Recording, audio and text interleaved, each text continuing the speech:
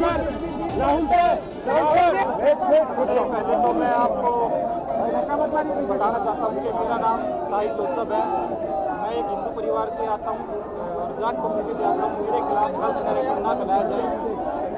साथ ही मैं शुक्रिया अदा करना चाहता हूँ जिन्होंने मेरी बात उसके बाद मेरी कंप्लेंट दर्ज कराई है।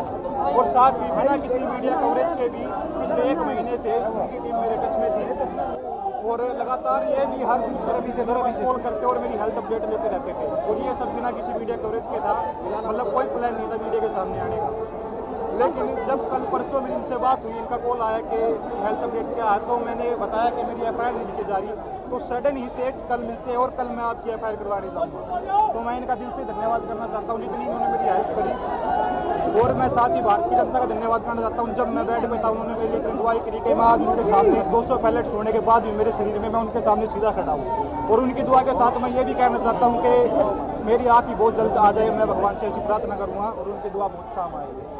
साहिल, जीत किसकी हुई? आप क्या मानते हैं? जीत आपके संघर्ष? जीत न्याय की हुई है। ये FIR न्याय की तरफ एक और कदम है मेरा, जो पहला कदम है। पर मेरे को खुशी से ज़्यादा दुख भी है कि LOP के होने के बावजूद भी 8 घंटे लग गए कंप्लेंट दिखाने में, जबकि मैं खुद गवाह खड़ा हूँ। मेरे शरीर में 200 ज्यादा छर्रे, उसके बाद भी मेरी FIR को 8 घंटे में लिया गया। और शायद ये ली भी ना जाती अगर LOP मेरा साथ न देते।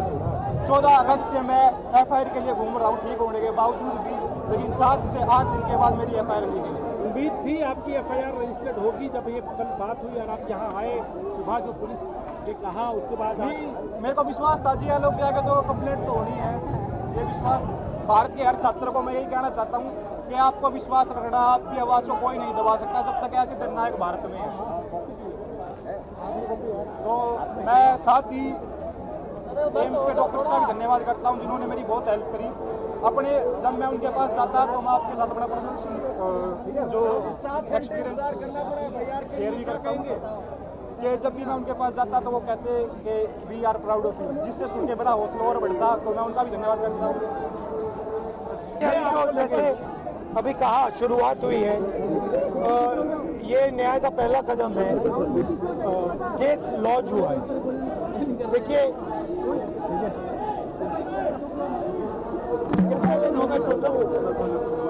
जब से आपको ये गोली लगी 20 जुलाई को, आज 1 महीना हो गया। छर्रे शरीर में है, 3 छर्रे आंख में है, आंख से इनको दिखाई नहीं देता है। 3-4 छर्रे दिल के पास है। साफ दिख रहा है कि एक युवा के साथ अन्याय हुआ है। और तब भी आज सुबह 11-11:30 बजे हम यहाँ आए। 1 महीने से ये घूम रहे हैं। 11:30 बजे आए, अभी 6:30 बज गए हैं।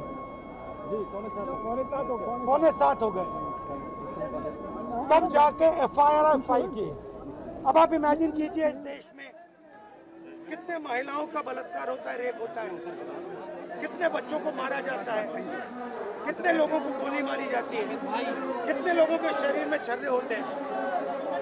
ये न्यू दिल्ली, बिल्कुल दिल्ली के बीच में पुलिस स्टेशन है, यहाँ पे न्याय नहीं मिल रहा है।